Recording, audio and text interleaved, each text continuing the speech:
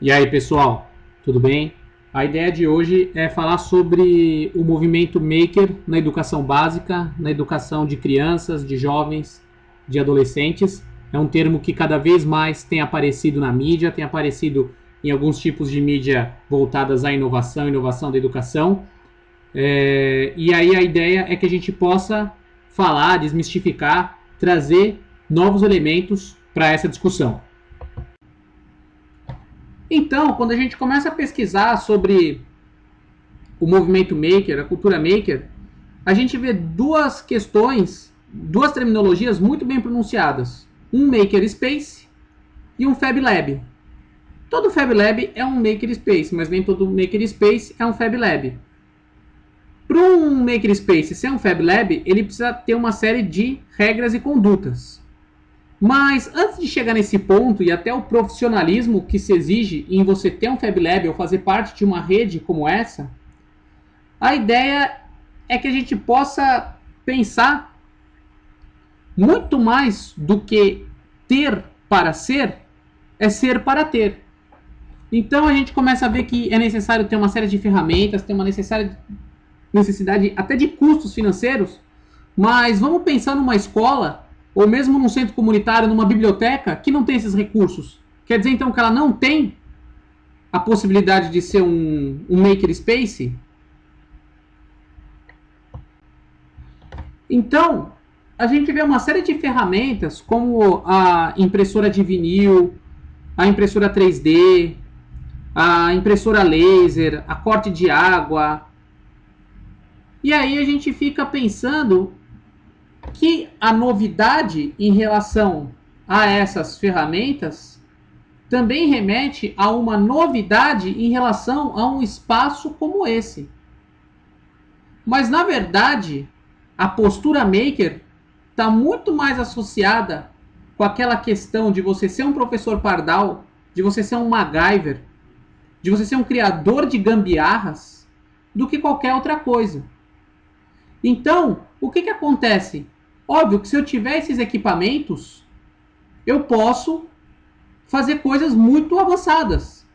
Mas se eu não tiver a intenção, se isso não tiver harmonia, se isso não tiver confluência com o espaço que eu possuo, eu só vou ter um monte de ferramentas. Então, muito mais do que nós nos preocuparmos em termos as ferramentas, em termos as impressoras, é entender, é provocar, é atingir essa filosofia de criação. Muitas vezes a gente pode ver o nascimento do espaço maker, mas talvez isso possa ser algo relacionado à nossa realidade do Brasil. Porque quando a gente fala em maker, em do it yourself, em faça você mesmo, existe uma série de clubes, existe uma série de grupos que se reúnem em garagens, principalmente nos Estados Unidos, que é orientado esse tipo de cultura. Então, você tem um fanzine, é cultura maker, é cultura do it yourself. Quando a gente tinha naquele exemplo do Steve Jobs, que ele vai e apresenta os computadores dele, é um grupo maker por excelência. Mas muito mais do que ter as ferramentas ou ter os equipamentos, os maquinários, é ter o quê? É ter a cabeça, é ter a proatividade, é ter a vontade de pôr aquela mão na massa para conseguir atingir esses resultados.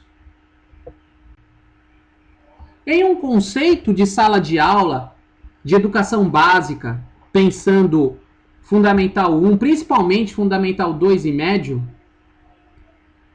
isso remete, apesar de parecer uma grande novidade, e eu repito, aqui no Brasil, porque nos Estados Unidos, outros países já têm a cultura de ter laboratório, de ter clubes para fazer prancha de surf, clubes de mecânica, bibliotecas que abrem e ensinam a fazer coisas, manipular objetos, tal como eu vi na cidade de Ojai, que às tardes lá na biblioteca se chamava Crafternoon e os alunos de todas as escolas iam lá.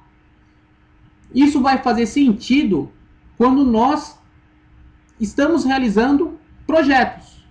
Quando nós encontramos entre o professor, a instituição e o aluno um nível de equalização de discursos, de vontades, e isso já existe na educação. A gente pode remeter até a questões associadas ao construtivismo, mas a gente tem o PBL, o Project Based Learning ou Problem Based Learning. Então, é um projeto baseado no ensino ou problema baseado em ensino. E aí tem uma série de questões, a gente vai ter aqui nessa pizza 8 partes, que se elas forem seguidas em qualquer projeto hands-on, qualquer projeto mão na massa, não tem como não ter um bom resultado. Tanto na parte de planejamento, quanto na parte de execução, quanto na parte de avaliação. Então você tem uma questão associada a ouvir o que os estudantes têm para falar, o que eles têm para trazer, as habilidades do século XXI. A gente tem a questão de conversar, pesquisar, evoluir a pesquisa e o que for produzido de acordo com a postura e o interesse de cada aluno. Então, quando a gente coloca isso numa novidade, numa questão fashion, como isso não tivesse existido, é simplesmente a questão de inventar a roda. O fato é que os mecanismos que a gente tem hoje, enquanto cultura, enquanto internet, permite com que a gente consiga ir além. Permite um compartilhamento maior. As redes sociais digitais de compartilhamento de conteúdo consegue fazer com que isso vá além. Mas ainda a gente não consegue ter um nível de ir além com a cultura que nós temos. Por isso a gente tem que pensar, tem que refletir e tem que levar à exaustão esses princípios, esse tipo de metodologia com a tecnologia que a gente tem hoje. Com esses 5 aplicativos, eu consigo desenvolver do planejamento, execução, a documentação, o teste e todas as fases necessárias de um projeto maker em um espaço que pode ser escolar, pode ser um espaço comunitário ou pode ser um espaço fora da comunidade. Eu posso fazer isso na minha casa, com as crianças que frequentam a minha casa. Então a primeira coisa é ter a noção da pesquisa, é aprender a pesquisar. Depois é conseguir documentar o que eu estou fazendo.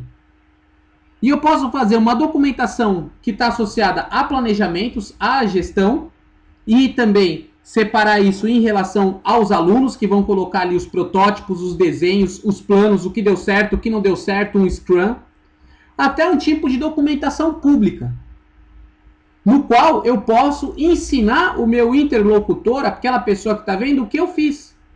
Porque quanto mais eu ensinar e mais disponibilizar as minhas coisas, mais eu vou estar dentro desse conceito de produção partilhada do conhecimento. E aí você me pergunta, por que o Minecraft está aí? A gente não pode esquecer que o Minecraft é um jogo de construção. Ele é um jogo que envolve você usar a lógica dele para construir blocos, para decorar e para fazer circuitos.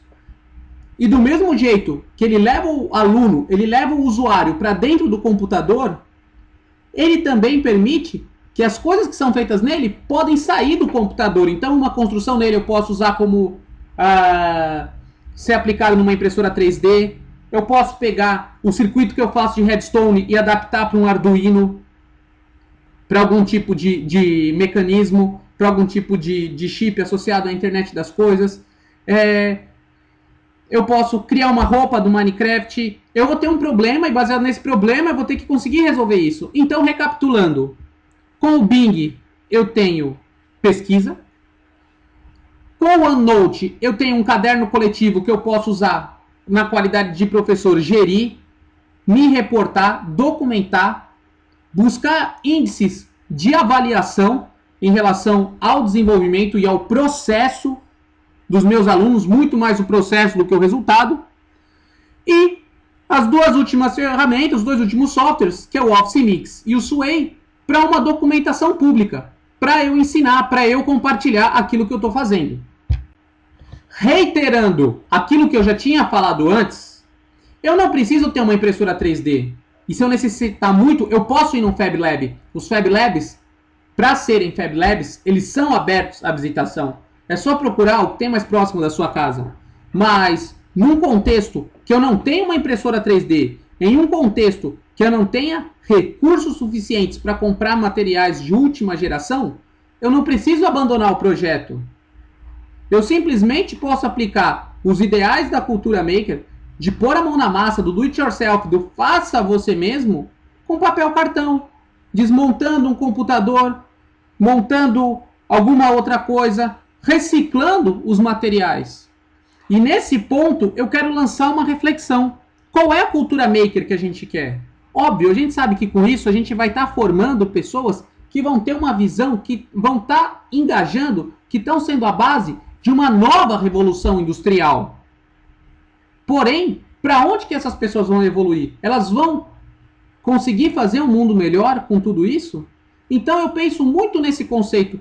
Como que a gente pode, num mundo restrito, fechado, que cada vez mais produz lixo, a gente pode fazer essa produção reversa, associando os materiais que estão todo dia, essas toneladas de materiais que estão sendo despejadas.